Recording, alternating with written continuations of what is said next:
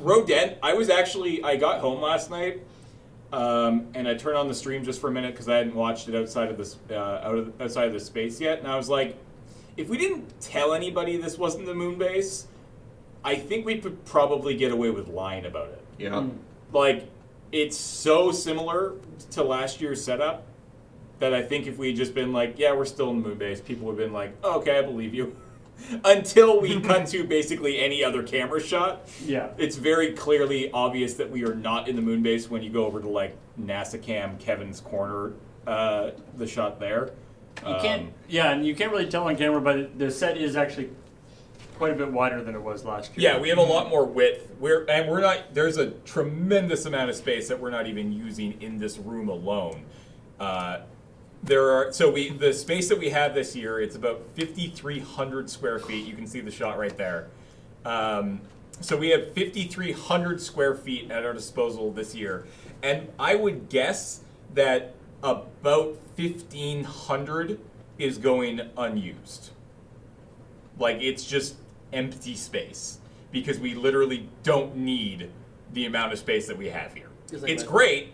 It feels so much better. Like, this is probably the best space that we have ever had Desert Bus in. The only thing that I would have preferred is if we had, like, higher ceilings. But we're in an office, so we have some pretty standard, like, 9-foot ceilings, I think. They might actually be 8 feet. But yeah, we've in the past we've had all sorts of problems with, like, people off camera or just sort of in, chilling or having food or whatever, having to be super quiet because they're not that far away. Yeah, but like the hangout chill zone where people are eating is about 100 feet from here, and with a bunch of walls and narrow hallways in the way. So and two doors. Two closable doors. Yeah, we don't keep them all closed. We don't have to. No, I think we've been sort of sometimes closing this one at the higher period of time, but yes, I believe this is the fourth lunar module. Yes, and it's true that this doesn't have a helicopter. Correct, but every other part of it is better. It had a pineapple. Did you see the parking lot pineapple? It was very mysterious. I saw that actually before the run started. There was just a pineapple there, and it was suspicious. Yeah, those of you not from Victoria, pineapples are not native here. Yeah, what's up with that pineapple? I was so confused. Even if pineapples are native to where you are, they don't usually just like sit in the middle of a parking lot. Yeah. Like, they would normally be, near a pineapple tree, I would guess. Pineapple tree is a single pineapple. It's very weird. It's like some leaves and then a stem. The pineapple sits in the middle like a large flower. They're weird. Yeah. They grow out at the bottom.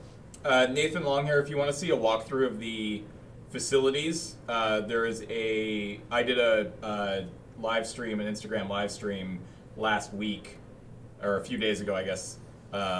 Before we were set up, so you're not going to see any of that, but it'll give you a good idea of what the space is looking like. So you should follow the Instagram, and you should be following the Instagram, which is Desert Bus for Hope, over on the Instagrams. Yeah, that's what a pineapple looks like. There's a pineapple bush.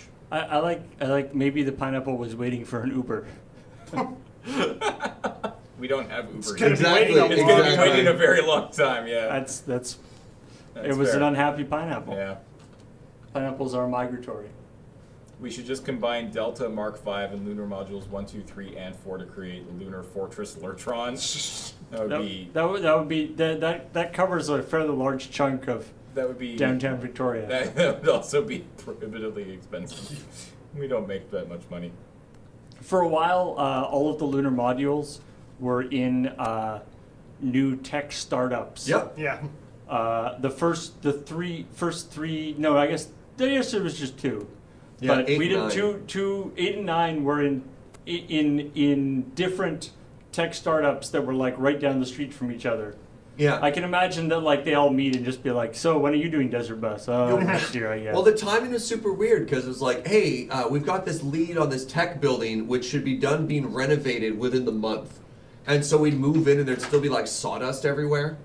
And they'd just be finishing the touches while we set up. And then the year later, it was the exact same situation, half a block down. It was a weird string of luck. And then my luck basically ran out then. Welcome back. Hello. Hey. Any government officials stopping by to give away houseboats? No, not that I know of. That still to this day remains one of the weirdest things that I'm gonna has grab ever breakfast. happened. Yeah, go for it. Yeah, Yep. okay. One of those visitors is now leader of the local or the provincial Liberal Party, is he not? Andrew Wilkinson was one of the two that stopped by. Was Andrew one of the guys who stopped by? Yeah, because wasn't he like the Minister of Technology at the time? I don't remember. Well, there you go. Come to Desert bus path. The Desert Bus bump. Yeah. Come path, to Desert path Bus. to political power. Yeah. Well, not that much power at the moment. Funniest thing I always remember about 9 was Steve Dengler came to visit, and he was just walking through the space, walking through. It was wow, this place is nice. Man, that's odd. Why does that company seem familiar? And, a few minutes later, it's oh, I think I own that, or you either owned it or it's a majority or had a good stake in it, and it took him a while to realize it. I just found that hilarious. If you aren't aware, the story is Desert Bus 8, right? Was it that Desert Bus 8? Looks like it. Yeah, so Could be. Desert Bus 8 was in this tech startup. They were having a party at the same time, that was a fun little coincidence. Yeah, it was we had the location, we were all ready, and then they were like, oh, by the way. We have a big party this one night, which was kind of awkward. So we kind of crashed their party. We did a conga line through it and live stream. It was very silly. But We were there first. Yeah, they crashed but our party. They had the Minister of Technology there with somebody else, I can't remember who, and it turned out that one of them basically owned this houseboat rental company, and they got wind of what we were doing, and all of a sudden, at some point, we were auctioning away, there you can see it right there, a 1 week vacation on a houseboat, I believe in Shuswap Lake. I think it was Yeah, that's where all the houseboats in BC are. It's where the one time I've been on a houseboat, it was in that lake. And we ended up giving it away, and it was super weird. It was just a really weird thing that happened. It made a good chunk too. Yeah.